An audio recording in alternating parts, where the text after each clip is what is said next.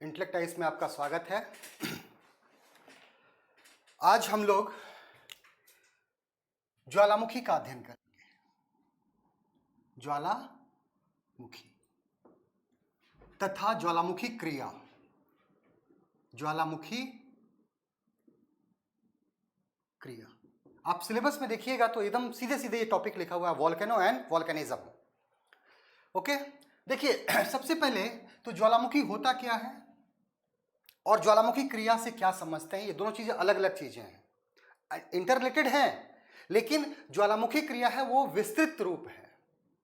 अब देखिए ज्वालामुखी किसे कहते हैं, तो ज्वालामुखी क्या है, पृथ्वी पर एक छिद्र होता है। ज्वालामुखी क्या है, भूपटल पर एक छिद्र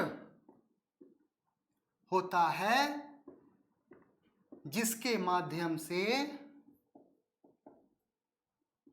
पृथ्वी के अंदर से पृथ्वी के अंदर से पिघले पदार्थ, गैस, जलवाष्प, राख आदि निकलता है। ठीक है, तो सामान्य भाषा में ज्वालामुखी सतह पर पाए जाने वाला एक छिद्र, एक ऐसा छिद्र होता है जिसके माध्यम से पृथ्वी के गर्भ में स्थित, पृथ्वी के अंदर स्थित पिघले पदार्थ, राख, लावा इत्यादि बाहर निकलता है। ठीक है, सामान्य बोलचाल में ज्वालामुखी से ही कहा जाता है। अब देखिए ज्वालामुखी क्रिया क्या है। देखिए ज्वालामुखी तो सिर्फ क्या है, एक छिद्र है जिससे वो गर्म पदार्थ, ठीक है, चट्टानों के पिघला हुआ चट्टान, जलवाष्प, गैस आदि बाहर निकलता है। लेकिन ज्वालामुखी क्रिया जो है विस्तृत रूप है। ज्वालामुखी क्रिया से तात्पर्य क्या है, उन समस्त क्रियाओं जिसके द्वारा पृथ्वी की सतह के नीचे, ठीक है, ज्वालामुखी क्रिया में क्या आता है, ज्वालामुखी क्रिया के अंतर्गत उन समस्त क्रियाओं का अध्ययन किया जाता है जिसके अंतर्गत क्या कहा जाए, जिसके अंतर्गत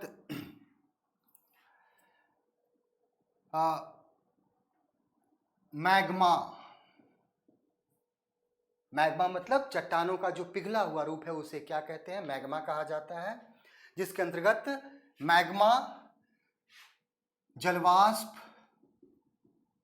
धूलकण आदि का निर्माण होता है तथा ये अंदरूनी पृथ्वी के धरातल के नीचे निर्मित ये पदार्थ क्या होते हैं, सतह पर बाहर आकर विभिन्न प्रकार की स्थलाकृतियों का निर्माण करते हैं। ठीक है, तो ज्वालामुखी क्रिया एक क्या है, बड़ा कंसेप्ट है। ज्वालामुखी एक छिद्र है जिसके माध्यम से पदार्थ निकलता है, लेकिन पदार्थों का निर्माण, जो भी मैग्मा या धूलकण या जलवाष्प, उन सभी का निर्माण तथा पृथ्वी के धरातल के नीचे से, माने कि पृथ्वी के अंदरूनी भाग से इन पदार्थों का ऊपर निकल करके बाहर ठंडा होकर विभिन्न प्रकार की स्थलाकृतियों का विकास करना, इन समस्त क्रियाओं का अध्ययन हम किसमें करते हैं, ज्वालामुखी क्रिया के अंतर्गत करते हैं। ठीक है, तो ज्वालामुखी क्रिया में आंतरिक बल और बाह्य बल, ठीक है, आंतरिक क्रिया और बाह्य क्रिया, आंतरिक क्रिया एवं बाह्य क्रिया दोनों कार्य करता है। आंतरिक क्रिया के अंतर्गत पृथ्वी के सतह के नीचे, धरातल के नीचे मैग्मा का निर्माण होता है। मैग्मा ऊपर की तरफ, मैग्मा, धूलकण, वाष्पकण आदि का, जलवाष्प आदि का निर्माण होता है तथा ये ऊपर की तरफ निकलते हैं। और बाह्य क्रिया के अंतर्गत क्या होता है कि छिद्र से निकला हुआ, ज्वालामुखी क्रिया के दौरान निकला हुआ पदार्थ धरातल पर आकर विभिन्न प्रकार की स्थलाकृतियों को जन्म देती है। इस प्रकार ज्वालामुखी क्रिया ज्वालामुखी से एक क्या है, विस्तृत क्रिया है, उससे बड़ी क्रिया है। ठीक है, अब आते हैं आपको ज्वालामुखी से की क्रिया के दौरान ज्वालामुखी से क्या क्या निकलता है। ठीक है, तो याद रखिएगा कि ज्वालामुखी क्रिया जब भी होती है तो सर्वाधिक क्या निकलता है, जलवाष्प। सबसे ज्यादा क्या निकलता है? जलवाष्प, ठीक है, जलवाष्प और विभिन्न प्रकार की गैसें। समस्त ज्वालामुखी क्रिया के अंतर्गत 60% 60% तक क्या होता है? जलवाष्प, और आपको 60 to 90%, 60 से 90% तक क्या होता है? जलवाष्प और गैस होती है। याद रखिएगा, प्री में क्वेश्चन पूछा जाता है कि ज्वालामुखी क्रिया के दौरान सर्वाधिक क्या निकलता है, तो ये नहीं कि उसमें मैग्मा टिक कर दीजिएगा, नहीं, क्या टिक कीजिएगा? जलवाष्प तथा गैस। 60 से 90% के बीच में यही निकलता है। उसके बाद दूसरा क्या निकलता है? मैग्मा। देखिए, मैग्मा तथा लावा, पृथ्वी के धरातल के नीचे जब पदार्थ गलित अवस्था में होता है, तरल अवस्था में होता है, तो उसे मैग्मा कहते हैं। और जब वह मैग्मा सतह पर आकर ठंडा सतह पर आ जाता है तो उसे हम लोग क्या कहते हैं? लावा कहते हैं। ठीक है, यानी कि पृथ्वी के अंदर अत्यधिक ताप के कारण जो चट्टान है वो पिघल जाते हैं, तो उसे मैग्मा कहा जाता है। और जब वो मैग्मा ज्वालामुखी विस्फोटन के दौरान सतह पर आकर ठोस रूप धारण कर लेता है तो उसे लावा कहा जाता है। ठीक है, अब देखिए, लावा या मैग्मा जो भी कहें हम, ये दो प्रकार का होता है। पहला है अम्लीय लावा, एसिडिक, ठीक है, अम्लीय लावा, अम्लीय लावा, और दूसरा होता है क्षारीय लावा। ठीक है, अब देखिए, अम्लीय और क्षारीय लावा का संबंध किससे है? तो उसमें सिलिका की मात्रा से।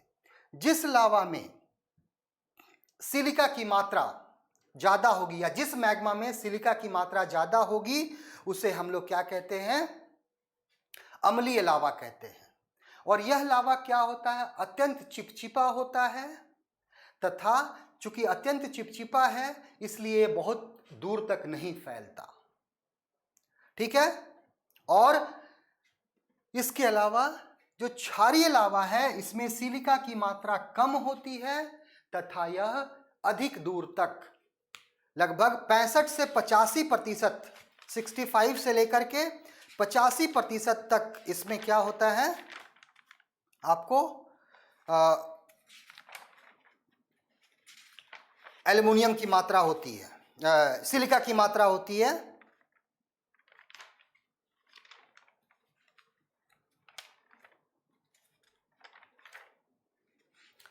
किसमें? आपको एसिडिक लावा में। ठीक है, 65 से 85% तक, और इसमें 40 से 65% तक सिलिका की मात्रा होती है। ठीक है, इसके अलावा रंग के आधार पर भी मैग्मा को दो भागों में बांटा जाता है।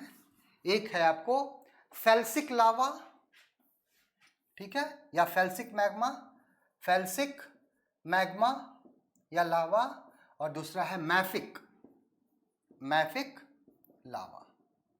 देखिए, जो फेल्सिक लावा है इसका रंग बहुत हल्का होता है। ठीक है, और रंग हल्का होता है लेकिन बहुत अधिक गाढ़ा होता है, चिपचिपा ज्यादा होता है, ज्यादा दूर तक नहीं फैलता। लेकिन मैफिक लावा जो है ये अधिक क्या है? गाढ़ा होता है इसका रंग। ठीक है, कम चिपचिपा होता है, बहुत दूर तक फैलता है। ठीक है, और याद रखिएगा कि बेसाल्ट लावा जो होता है वो मैफिक लावा ही होता है। बेसाल्ट जो लावा, बेसाल्ट जो चट्टान बनता है वो किससे? मैफिक लावा से ही बनता है। ठीक है, तो ये चीजें याद रखनी है। तो सबसे ज्यादा क्या निकलता है ज्वालामुखी विस्फोट के दौरान? जलवाष्प और गैस निकलती है। गैस में carbon dioxide, carbon monoxide, nitrogen oxide, sulphur dioxide, ये सब सारी गैसें निकलती हैं। जलवाष्प 60 से 90% तक यही होता है। उसके बाद फिर क्या निकलता है? गलित पदार्थ। ठीक है ना, गलित पदार्थ मतलब आपको मोल्टेन जो रॉक्स हैं, पिघला हुआ पदार्थ निकलता है, जिसे मैग्मा, जब धरातल के नीचे रहता है तो उसको मैग्मा कहते हैं, धरातल के ऊपर आता है तो उसे हम लोग लावा कहते हैं। ये कितने प्रकार का होता है? तो दो प्रकार का। पहले सिलिका के आधार पर इसको दो प्रकार में बांटा जाता है, अम्लीय लावा और क्षारीय लावा। एसिडिक लावा में किसकी मात्रा ज़्यादा होती है? तो एसिडिक लावा में आपको सिलिका की मात्रा 65 से 85% तक होता है। चूंकि सिलिका ज़्यादा होती है इसलिए बहुत गाढ़ा होता है और बहुत दूर तक नहीं फैल पाता, तुरंत ठंडा हो जाता है। दूसरा जो क्षारीय लावा में सिलिका की मात्रा 40 से 65% के बीच में होता है, पतला होता है इसलिए बहुत दूर तक फैल जाता है। पुनः रंग के आधार पर इसे हम फेल्सिक मैग्मा और मैफिक मैग्मा में बांटते हैं। फेल्सिक मैग्मा का रंग हल्का होता है लेकिन ज़्यादा चिपचिपा होता है। क्यों चिपचिपा होता है? क्योंकि सिलिका की मात्रा ज़्यादा होती है, इसका रंग गाढ़ा होता है, इसमें सिलिका की मात्रा कम होती है, ज़्यादा दूर तक फैलता है। ठीक है, तो ये याद रखना है आपको मैग्मा। इसके अलावा ज्वालामुखी क्रिया के दौरान छोटे छोटे पत्थरों के टुकड़े भी क्या होते हैं? पृथ्वी के गर्भ से बाहर निकलते हैं। तो ये तीन चीजों को याद रखना है। पहले हमने क्या बताया, ज्वालामुखी क्या होती है? तो ज्वालामुखी सिर्फ एक छिद्र होता है। ज्वालामुखी क्रिया किसे कहते हैं? तो ज्वालामुखी क्रिया एक क्या है? वैसी क्रिया है जिसके अंतर्गत न सिर्फ ज्वालामुखी के दौरान निकलने वाले पदार्थों का निर्माण और विकास होता है, बल्कि ये पदार्थ पृथ्वी के गर्भ से निकलने के पश्चात धरातल पर आकर नवीन संरचनाओं को भी जन्म देते हैं। ठीक है, दो प्रकार का हो गया, जलवाष्प और कौन क्या क्या चीजें निकलती हैं। ठीक है, अब आते हैं कि कितने प्रकार का ज्वालामुखी होता है। तो ज्वालामुखी के प्रकार,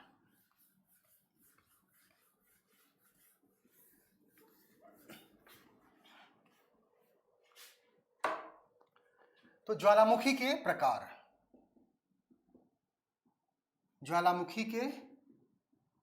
प्रकार, तो देखिए ज्वालामुखी को हम दो आधारों पर वर्गीकृत करते हैं। पहला है केंद्रीय उद्गार के आधार पर। उद्गार मतलब विस्फोट के आधार पर ज्वालामुखी। ठीक है, और दूसरा, ठीक है, दूसरा है समय के आधार पर। ठीक है, उद्गार समय के आधार पर।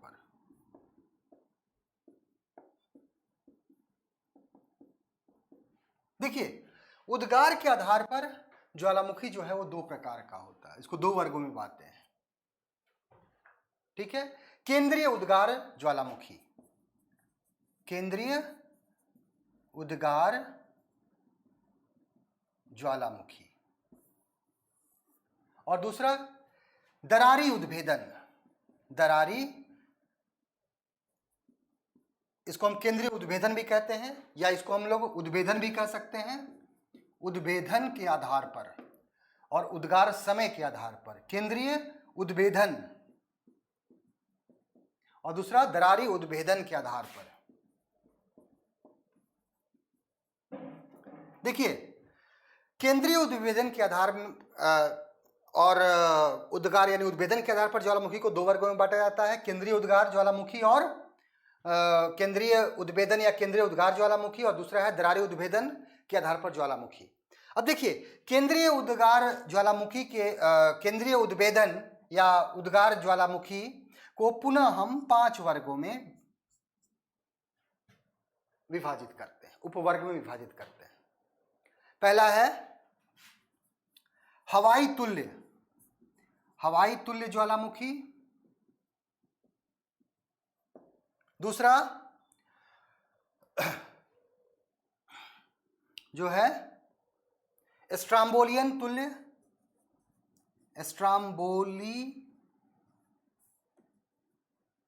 तुल्य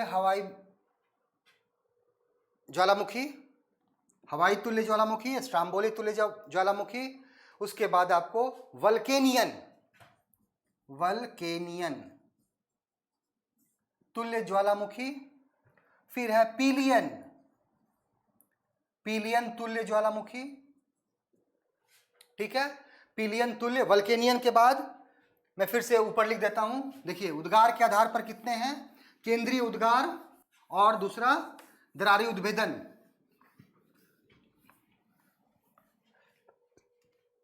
केंद्रीय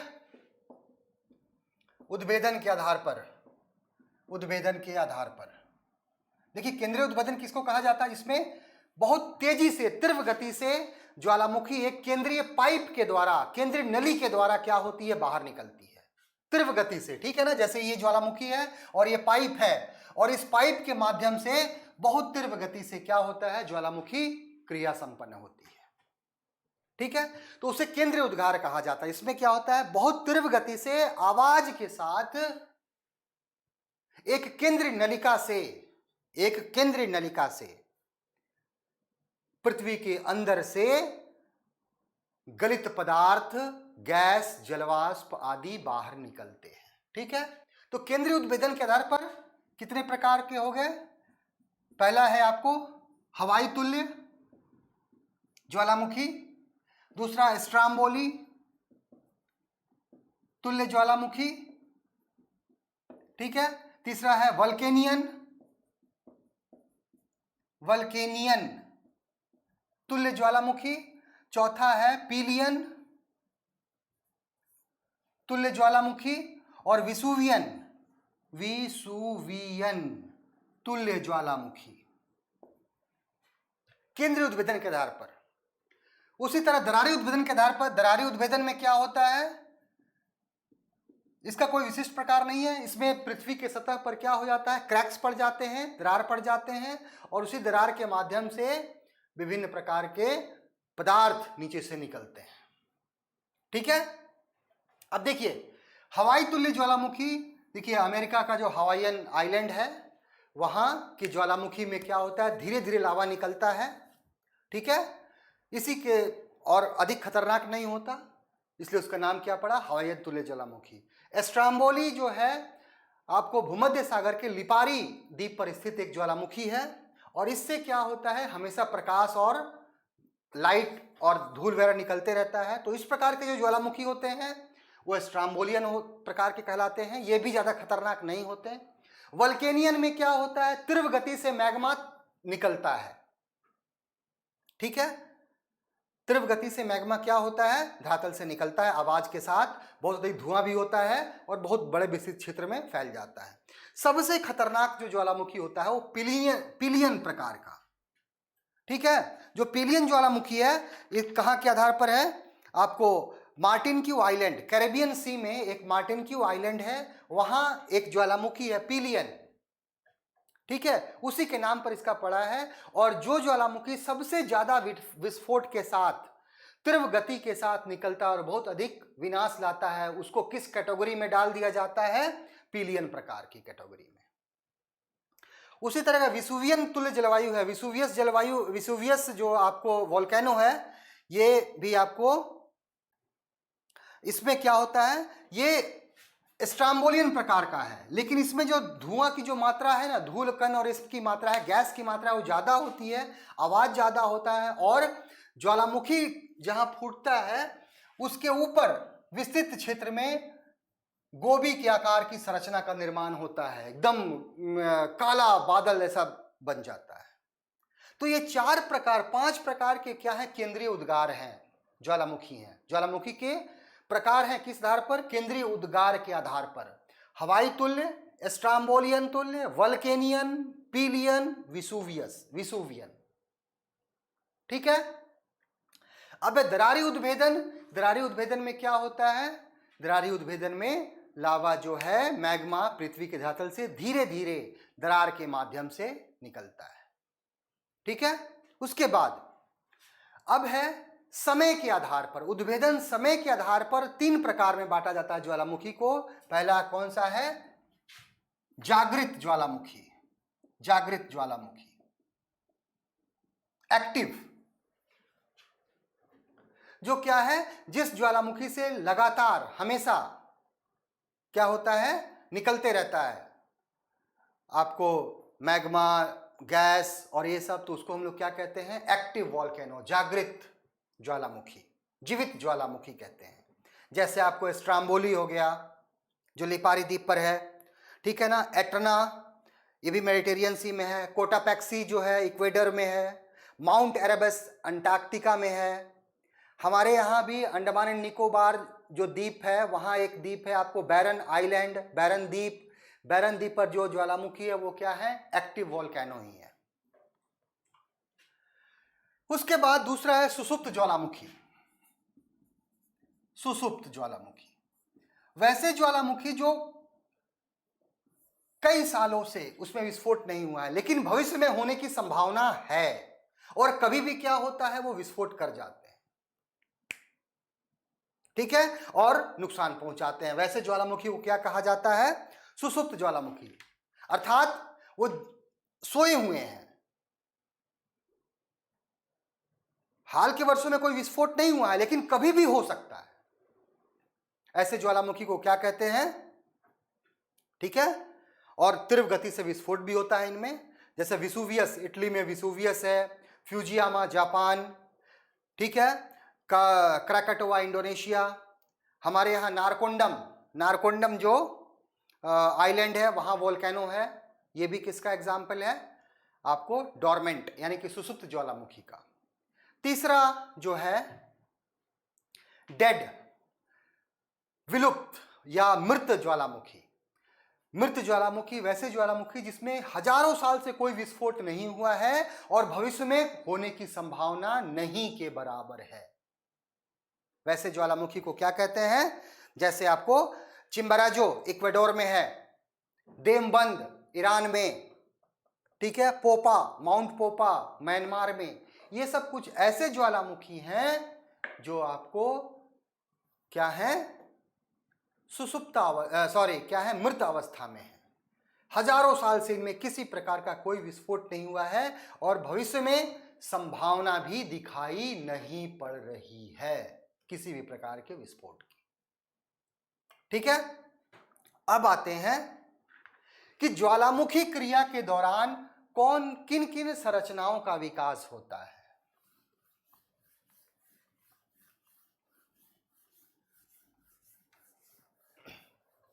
देखिए,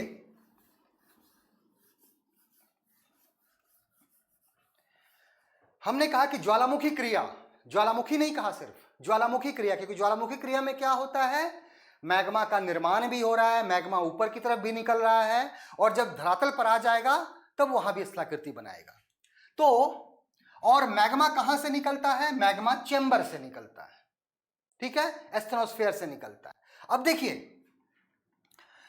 तो ज्वालामुखी क्रिया के दौरान ज्वालामुखी क्रिया द्वारा निर्मित स्थलाकृति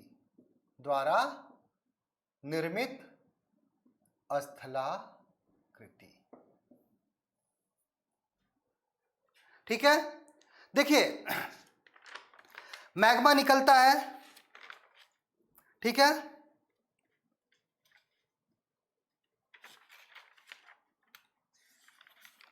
आपको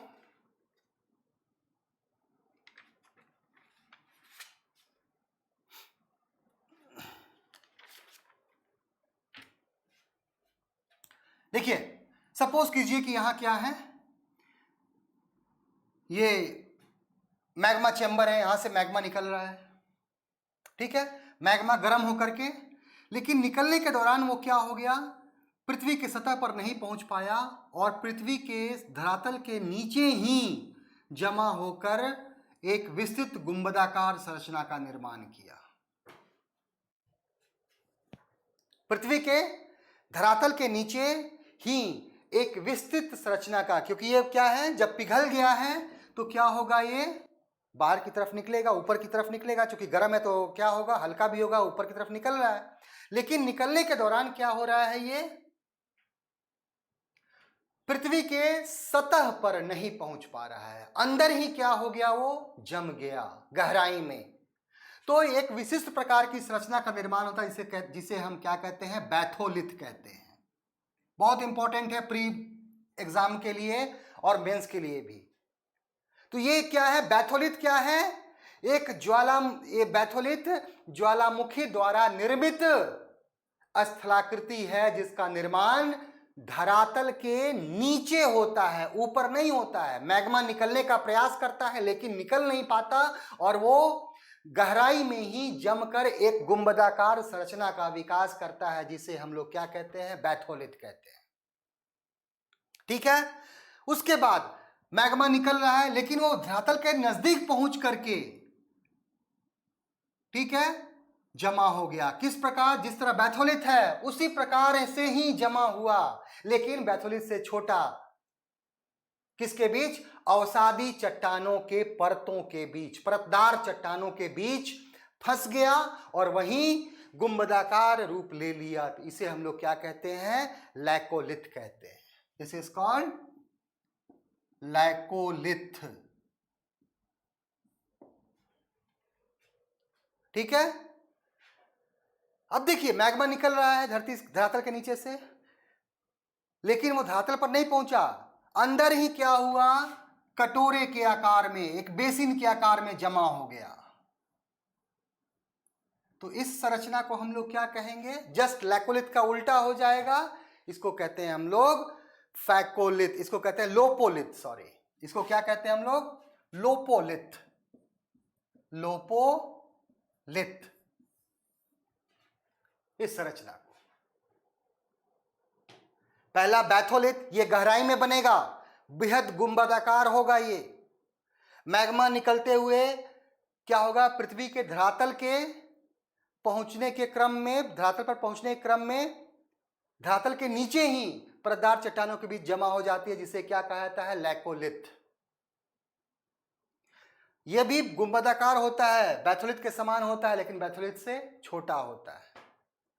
जब पृथ्वी के सतह, पृथ्वी के अंदर भाग से निकलने वाला मैग्मा बेसिन के रूप में, चम्मच, कटोरे के रूप में जमा हो जाता है, तो उसे हम लोग क्या कहते हैं? लैपोलिथ कहते हैं। अब देखिए, पृथ्वी के अंदर से निकलने वाला मैग्मा जब लहरदार रूप में जमा हो जाता है, जम जाता है, या ठंडा लहरदार रूप में क्या हो जाता है?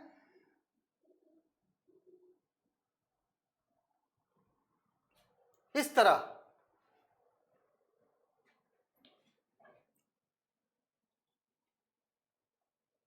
डिपॉजिट हो जाता है, तब उसे हम लोग क्या कहते हैं? फैकोलिथ कहते हैं। यानी कि जब मैग्मा निकलने, धरातल से निकलने के, धरातल पर निकलने के क्रम में धरातल के नीचे ही लहरनुमा आकार में क्या हो जाती है?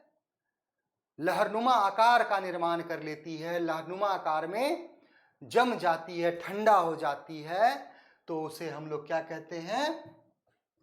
फैकोलिथ।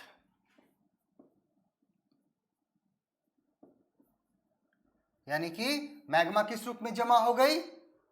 लहरनुमा आकार में। निकलने के क्रम में निकल रही है ऊपर, लेकिन क्या हो गया? किसी दरार में फंस गई और वहां लहर के आकार में जम करके ठंडा हो गई और उस प्रकार फैकोलिथ का निर्माण किया। ठीक है, यानी कि जब मैग्मा का जमाव लहर के रूप में धरातल के नीचे ही हो जाता है, तो इसी संरचना को हम लोग फैकोलिथ कहते हैं। जब मैग्मा का जमाव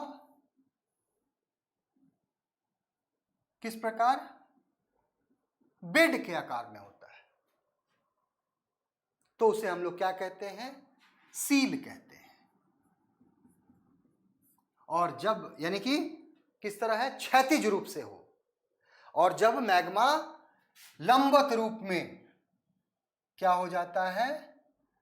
डिपॉजिट्स होता है, जमाव होता है। जब मैग्मा का जमाव किस रूप में? लंबवत रूप में होता है, तो उसे हम लोग क्या कहते हैं? डाइक कहते हैं। तो ये सारी संरचना जो है, ये ज्वालामुखी क्रिया के दौरान, ज्वालामुखी और ज्वालामुखी क्रिया दोनों में फर्क बता दिया मैंने। ज्वालामुखी में क्या होता है? ज्वालामुखी एकमात्र छोटा सा छिद्र होता है जिसके द्वारा, जिसके माध्यम से पृथ्वी के अंदर के द्रवित पदार्थ या गलित पदार्थ, जलवाष्प, टुकड़े, पत्थर के टुकड़े, ठीक है, गैस इत्यादि बाहर निकलते हैं। ठीक है। और ज्वालामुखी क्रिया में इन निकलने वाले पदार्थों का निर्माण भी होता है शामिल, ठीक है। तो मैग्मा जब गर्म, मैग्मा तो गर्म होता ही है, 1300 डिग्री टेम्परेचर होता है, तो ये जब धरातल पर निकलने का प्रयास करती है तो कभी कभी क्या होता है, धरातल के सतह पर नहीं पहुंच पाती और नीचे ही क्या हो जाता है, विभिन्न आकार में जम जाती है और विभिन्न प्रकार की स्थलाकृतियों का विकास करती है, ठीक है। तो ये सब आपको याद रखने हैं। अब जब मैग्मा कहां चली आई, धरातल पर आ गई, तो क्या करेगी, विस्तृत प्रदेश में फैल करके लावा पठार का निर्माण करेगी। इसके अलावा, ठीक है, शंकु, शंकु का, सिंडर शंकु, इस तरह शंकु का पर्वत के आकार का जमा हो जाएगी और शंकु का निर्माण करेगी। कहां, लवा पठार का निर्माण करेगी और विभिन्न प्रकार के शंकु का भी निर्माण करेगी। ये किस पर होगा, सतह के ऊपर होगा। याद रखिएगा, सतह के नीचे ये सब सारी चीजों को याद रखिएगा, क्योंकि जब हम इसका आग्नेय चट्टानों का विवरण पढ़ेंगे, आग्नेय चट्टान पढ़ेंगे, तो ये सारे क्या हैं, आग्नेय चट्टान के ही प्रकार हैं, ठीक है। तो इस प्रकार ज्वालामुखी क्रिया के दौरान धरातल के नीचे तथा बाहर दोनों जगहों पर विभिन्न प्रकार के स्थलाकृतियों का क्या होता है, विकास होता है। ये हमें चीजें याद रखनी है, ठीक है। अब आता है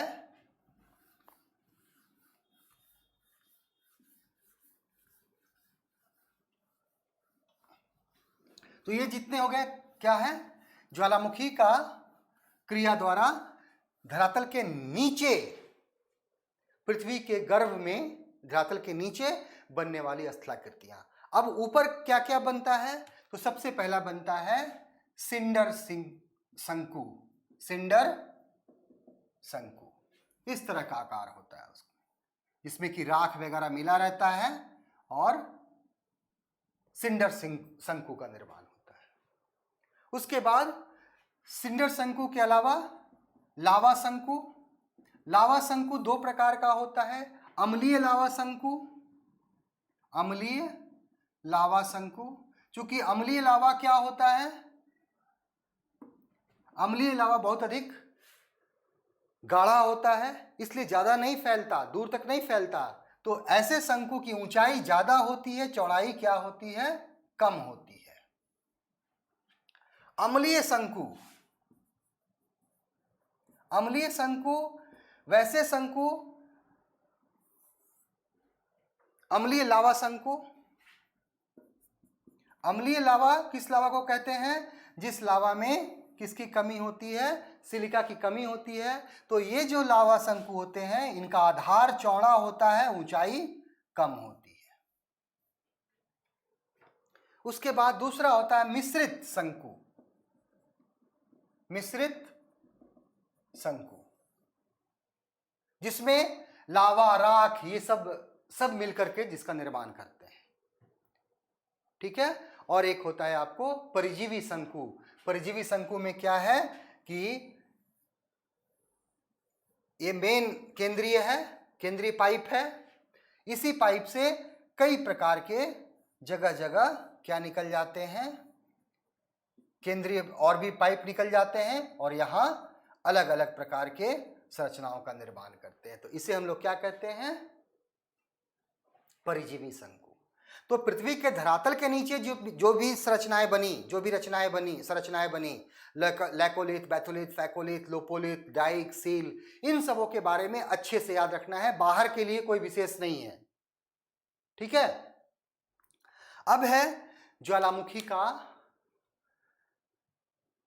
वितरण कहां कहां है, ठीक है, ज्वालामुखी का वैश्विक वितरण। तो कल आपको हम लोगों ने जब डिस्कस किया था ज्वालामुखी भूकंप का, तो भूकंप के जो क्षेत्र थे वही क्षेत्र क्या है, आपको ज्वालामुखी के भी वही क्षेत्र हैं।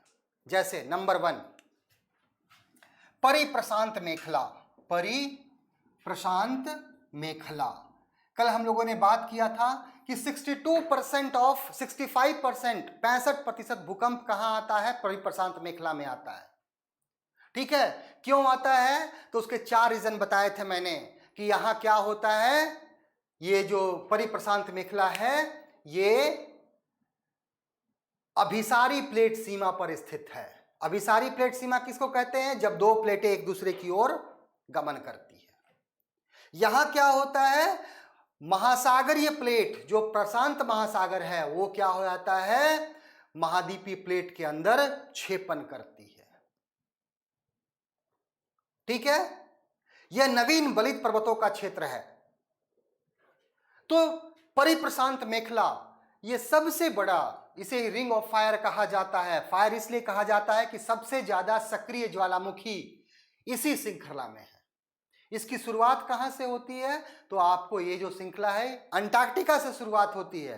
अंटार्कटिका में एक आपको जो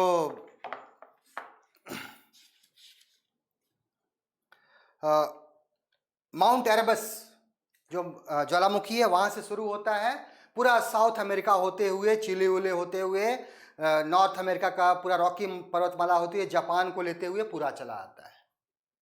ठीक है, तो वही जिस तरह मैंने बताया था आपको भूकंप का जो क्षेत्र है, वही सेम एरिया किसका है? आपको ज्वालामुखी का भी है। ठीक है, क्या क्या कारण थे वहां भूकंप के? सेम वही कारण यहां भी ज्वालामुखी को देखने को मिलेगा। दूसरा है मध्य महाद्वीपीय, मध्य महाद्वीपीय मेखला। ठीक है, वही सेम, कौन सा? जो आपको अफ्रीका के उत्तर से शुरू होता है, भूमध्य सागर से होते हुए, उसमें इंडिया का पार्ट आता है लेकिन इंडिया में कोई ज्वालामुखी नहीं है, और वहां म्यांमार होते हुए किस में जा जाता है? परिप्रशांत मेखला में जाकर मिल जाता है। यह भी कौन सा एरिया है? अभिसारी प्लेट सीमा है। ठीक है, अभिसारी प्लेट सीमा पर ही स्थित है ये भी। उसके बाद तीसरा मध्य महासागरीय, मध्य अटलांटिक, मध्य अटलांटिक मेखला। ठीक है, मध्य अटलांटिक महासागर के बीच जो आपको, वहां भी आपको, यहां जो ज्वालामुखी होता है ये दरारें उद्भेदन के हैं। ठीक है, मध्य महासागर के अंदर है, अटलांटिक महासागर के। तो ये जो है 3, और उसके बाद है इंटर प्लेट वॉल्केनो, अंतर प्लेट ज्वालामुखी, अंतर प्लेट ज्वालामुखी। इसके बारे में अभी तक वैज्ञानिक इसके इस प्रकार के ज्वालामुखी को लेकर के अभी भी एकमत का इसमें अभाव है। हॉटस्पॉट की कल्पना दी गई है इसके लिए, और अफ्रीका में देखा गया कि अफ्रीका के बीचों बीच में कई ज्वालामुखी हैं। ठीक है, जैसे आपको इसका क्या कहते हैं, किलिमंजारो। ठीक है, फिर आपको इसमें माउंट कीनिया, ये सब ज्वालामुखी हैं, ये प्लेट के बीच में हैं। तो क्यों यहां ज्वालामुखी विस्फोट हुआ है, इसको लेकर के भी क्या है, क्यों ज्वालामुखी का निर्माण हुआ है, इसको लेकर के वैज्ञानिकों में, विद्वानों में अभी भी एकमत का अभाव है। ठीक है, तो अंतर प्लेट ज्वालामुखी, तो ये 4 प्रमुख क्षेत्र हैं ज्वालामुखी के, वही क्षेत्र हैं जो भूकंप के क्षेत्र थे। ठीक है, तो आपको समझ में आ गया होगा ये। अब रहा कि ज्वालामुखी के से संबंधित 2 संरचनाओं का के बारे में जानकारी प्राप्त करना अत्यंत आवश्यक है। पहला है क्रेटर। ठीक है, तो क्रेटर क्या है? क्रेटर एक कीपनुमा आकार जिससे ज्वालामुखी विस्फोटन की क्रिया होती है, इसको क्रेटर कहा जाता है। और इसी क्रेटर में पानी भर जाने से क्या हो जाता है? क्रेटर झील का निर्माण हो जाता है। ठीक है, दूसरा है काल्डेरा। जब ये जो क्रेटर है विस्फोट के कारण इसका आकार बहुत विस्तृत हो जाता है तो उसे हम लोग क्या कहते हैं? काल्डेरा कहते हैं। ठीक है, तो ये रहा आपको ज्वालामुखी के बारे में। अब इसके क्या क्या लाभ हैं ज्वालामुखी विस्फोट के, तो लाभ में क्या क्या आ जाएगा, तो याद रखिएगा ज्वालामुखी का जब विस्फोट होता है तो दरारी उद्भेदन जब होता है तो उससे लावा निकलता है, मैग्मा धरातल पर आता है, इसे लावा कहते हैं। और यही लावा से बैसाल्ट चट्टान का निर्माण होता है और बैसाल्ट चट्टानों के टूटने फूटने से ही क्या बनता है, काली मिट्टी का निर्माण होता है। ठीक है। दूसरा इसका पॉजिटिव इफेक्ट क्या है, ज्वालामुखी क्रिया के दौरान भूकंप की क्रिया भी होती है और भूकंप क्रिया से भूकंपी तरंगों की उत्पत्ति होती है और भूकंपी तरंगे पृथ्वी की आंतरिक संरचना की व्याख्या करने में क्या होती है, मददगार साबित होती है। तो ये सब सारे क्या हैं, इसके कुछ पॉजिटिव परिणाम हैं। नेगेटिव में क्या है, जान माल की हानि होती है, विस्थापन होता है, वायुयान जो यात्रा है वो बाधित होती है, हानिकारक गैसों का क्या होता है, इंजेक्शन होता है पर्यावरण में। इसके अलावा आपको ग्लोबल वार्मिंग, क्योंकि इससे बहुत अधिक क्या होता है, गर्म पदार्थ भी निकलता है, तो ये ग्लोबल वार्मिंग को भी बढ़ाने में मददगार साबित होता है। तो इस प्रकार ये ज्वालामुखी से संबंधित हम लोगों ने इसके सभी पहलुओं का अध्ययन कर लिया। एनसीईआरटी एक बार पढ़ लीजिएगा, सब कुछ समझ में आ जाएगा।